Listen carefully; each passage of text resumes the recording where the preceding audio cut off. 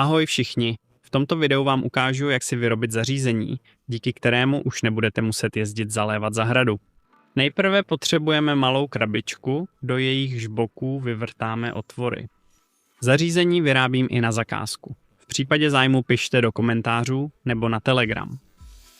Jeden otvor by měl mít průměr 20 mm, druhý 21 mm. Dále budeme potřebovat elektromagnetický ventil s cívkou na 12 V. Na závit ventilu je nutné ihned navinout teflonovou pásku.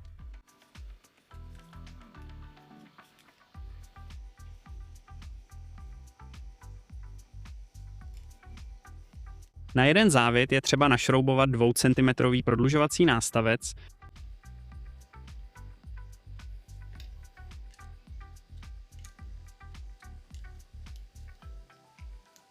na závit nástavce navineme i teflonovou pásku.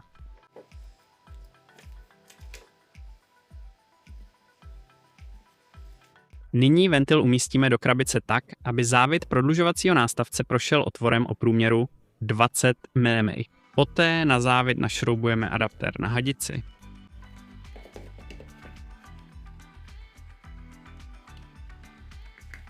Prodlužovací nástavec protáhneme otvory o průměru 21 mm a našroubujeme na závit ventilu.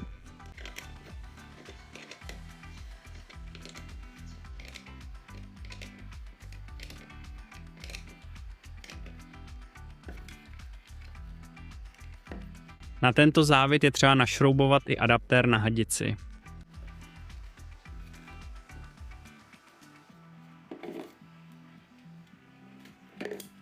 Takhle by to mělo vypadat. Dále je potřeba z boku krabice vyvrtat ještě jeden otvor o průměru 10 mm. Do otvoru je nutné nainstalovat konektor pro připojení napájecího zdroje. Všechno podrobně ukazuji proto, abyste si toto zařízení mohli vyrobit sami. Pokud se vám to ale nedaří, můžete si ho u mě objednat. Do víčka od krabičky je potřeba vyvrtat 2 otvory. Jeden o průměru 10 mm, druhý o průměru 3 mm.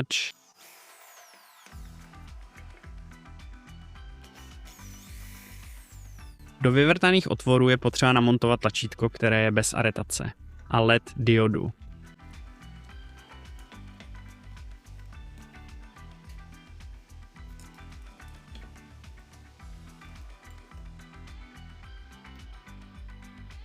Ještě budete potřebovat GSM Relay 202. Je třeba z něj odšroubovat anténu a sundat krytku, aby byl signál lepší.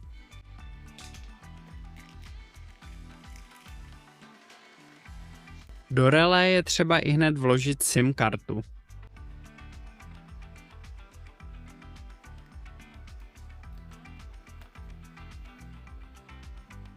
Relé je nutné připevnit ke krytu oboustrannou lepicí páskou.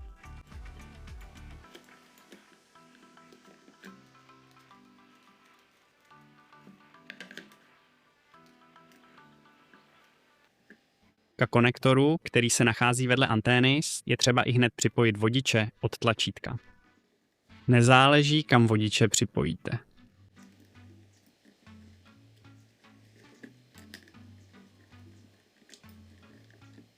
Vezmeme krabičku s ventilem a zapojíme ji podle schématu na obrazovce.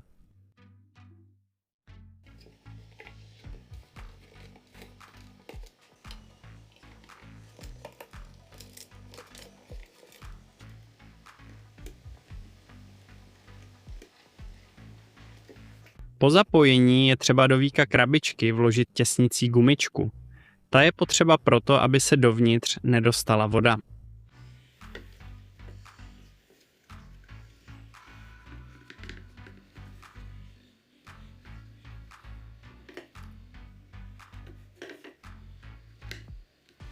Zavřeme víko a utáhneme šrouby.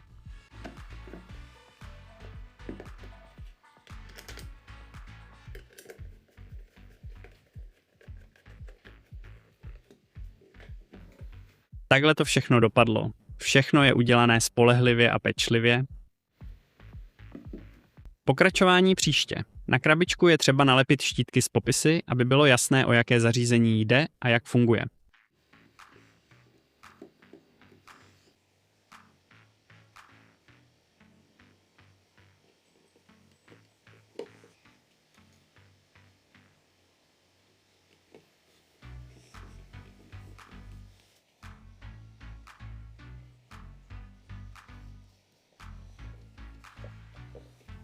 V této fázi je náš výtvor hotový. Všechno je udělané přesně jako ve fabrice. Nyní přejdeme k jejímu testování. Připojíme 12V napájecí zdroj do konektoru a do zásuvky. Poté zavoláme z mobilu na číslo SIM karty uvnitř zařízení. A jak vidíte, po zavolání se rozsvítí LED dioda, která označuje, že ventil je otevřený. Nyní může voda volně procházet skrz něj. Aby se ventil zavřel, je třeba znovu zavolat na stejné číslo. Nebo stačí v nastavení relé nastavit požadovaný čas, po kterém se sám vypne bez volání. V případě potřeby lze ventil otevřít ručně. K tomu je třeba stisknout tlačítko s nápisem ruční otevření ventilu. Zavře se až po odpojení napájení. Nyní k tomuto zařízení připojíme hadici s přívodem vody a hadici na výstup. Zapněme napájecí zdroj a zavoláme na nastavené číslo.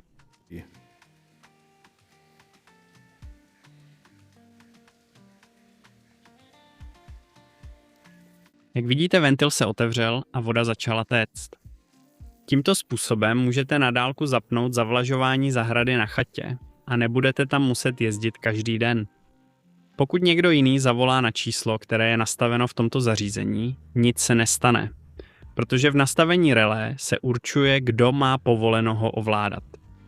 Zařízení lze ovládat také pomocí SMS. Má opravdu mnoho různých nastavení. Pokud si toto zařízení objednáte u mě, pomohu vám se vším seznámit.